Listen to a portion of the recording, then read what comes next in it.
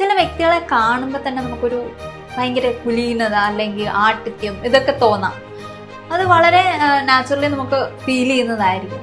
അപ്പം എനിക്ക് തോന്നുന്നു ഇങ്ങനെയുള്ള വ്യക്തികളെ ആയിരിക്കും നമ്മൾ പറയുന്നത് ഒരു സിംഹത്തിൻ്റെ സ്വഭാവമുള്ള വ്യക്തികളാണ്, അല്ലെങ്കിൽ ആ ഒരു നേച്ചർ. എനിക്ക് മനസ്സിലാകാത്തത് ഇത് ജന്മന അങ്ങനെ കിട്ടുന്ന ഒരു ട്രെയ്റ്റ് ആണോ, ഇൻബോൺ ആയിട്ടുള്ളൊരു ട്രെയ്റ്റ് ആണോ, അത് നമ്മൾ ബിൽഡ് ചെയ്തെടുക്കേണ്ട ഒരു ട്രെയ്റ്റ് ആണോ? എന്തായിരിക്കും ഇങ്ങനെ സ്വഭാവമുള്ള ആൾക്കാരുടെ ഒരു ക്യാരക്ടറിസ്റ്റിക്സ്? ഈ സിംഹത്തെ കുറിച്ച് പറയുമ്പോൾ ഗീർ ഫോറസ്റ്റിന്റെ നടുവിൽ പോയിട്ട് താമസിക്കാനുള്ള ഒരു ഭാഗ്യം ലഭിച്ചിട്ടുണ്ട്. അപ്പോൾ അവിടെ എന്താണ് സിംഹങ്ങൾ ധാരാളമായിട്ടുള്ള ഒരു സ്ഥലമാണ് ഈ ഗീർ ഫോറസ്റ്റ് എന്ന് പറയുന്നത്, ഗുജറാത്തിൽ. അപ്പം അവിടുത്തെ നാട്ടുകാരൊക്കെ പറയുന്നൊരു കാര്യം എന്ന് പറയുന്നത് ഈ സിംഹങ്ങൾ അനാവശ്യമായിട്ട് ആരെയും ഉപദ്രവിക്കത്തില്ല, ഒരു മനുഷ്യനെ പോലും കൊന്ന ഹിസ്റ്ററി ഇല്ല, അതുങ്ങൾ വളരെ ഡീസൻ്റ് ആയിട്ട് ജീവിക്കുന്ന ജീവികളാണ്. കാട്ടിലത്തെ രാജാവ് എന്നുള്ളൊരു പൊസിഷൻ അതുങ്ങൾക്ക് കിട്ടാനുള്ള കാരണം എന്ന് പറയുന്നത് ഈ ആട്ടിത്വം എന്ന് പറയുന്ന സംഭവം തന്നെയാണ്. ആ ഒരു മഹിമ അതുണ്ട് എപ്പോഴും സിംഹത്തിന്. അതിൻ്റെ ഇമോഷൻസ് അത് കൃത്യമായിട്ട് നിയന്ത്രിക്കുന്നു. അതോടൊപ്പം തന്നെ പെരുമാറ്റത്തിൽ ആ ഒരു വലിയ ഒരു കുലീനത അതിനുണ്ട്. അതോടൊപ്പം തന്നെ മറ്റ് ജീവികളെ റെസ്പെക്റ്റ് ചെയ്യുന്ന കാര്യത്തിൽ അതിന് വലിയ പ്രാവീണ്യമുണ്ട്. അത് വിശന്നെങ്കിൽ മാത്രം തീറ്റ തിന്നാൻ വേണ്ടിയിട്ട് വേട്ടയാടുന്ന ഒരു ജീവിയാണ്. അല്ലാതെ ബാക്കിയുള്ള ഉപദ്രവിക്കണമെന്നുള്ളോ അല്ലെങ്കിൽ അങ്ങനെയുള്ള യാതൊരു തരത്തിലുള്ള ചിന്തകളുമില്ലാത്ത വളരെ സ്ട്രെയിറ്റ് ഫോർവേഡ് ആയിട്ടുള്ള ഒരു ജീവിയാണ് ഈ സിംഹം എന്ന് പറയുന്നത്. അപ്പോൾ ഈ സിംഹത്തെ പോലുള്ള മനുഷ്യന്മാരെ നമുക്ക് കാണാൻ സാധിക്കും.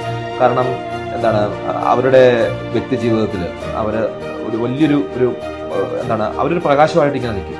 എന്ന് പറഞ്ഞു കഴിഞ്ഞാൽ നമ്മൾ അവരെ കൊണ്ട് നമുക്കൊരു പ്രശ്നം ഉണ്ടാകില്ല.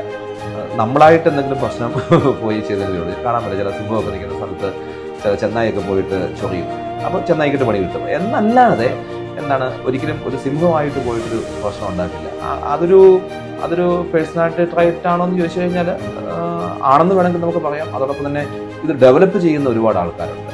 അതിൻ്റെ അകത്ത് കറുത്തവരോ വെളുത്തവരോ പൊക്കം കുറഞ്ഞവരോ അല്ലെങ്കിൽ തടിച്ചവരോ മെലിഞ്ഞവരോ അങ്ങനെ ഒരു വ്യത്യാസമില്ല. ജാതിയോ വർഗമോ വർണ്ണമോ ഒന്നും ഒരു വ്യത്യാസമില്ല. ആർക്ക് വേണമെങ്കിലും ഡെവലപ്പ് ചെയ്യാവുന്ന ഒരു വലിയ ക്വാളിറ്റിയാണ് സിംഹത്തിന്റെ ക്വാളിറ്റി എന്ന് പറയുന്നത്. അത് ഡെവലപ്പ് ചെയ്യണമെങ്കിൽ നമ്മുടെ ഉള്ളിൽ ഒരു ഇച്ഛാശക്തി ഉണ്ടാവണം, നമുക്ക് തീരുമാനം ഉണ്ടാവണം. എന്നെ കൊണ്ട് വേറൊരാൾക്ക് ശല്യം ഉണ്ടാകാൻ പാടില്ല. ഞാനൊരു ആഠിത്യമുള്ള വ്യക്തിയാണ്. എൻ്റെ പെരുമാറ്റത്തിൽ എനിക്ക് ആഠിത്യം ഉണ്ടാവണം, എൻ്റെ ചിന്തയിൽ ആഠിത്യം ഉണ്ടാവണം, എൻ്റെ പ്രവൃത്തിയിൽ ആഠിത്യം ഉണ്ടാവണം എന്നുള്ളൊരു തോന്നലുണ്ടാവണം.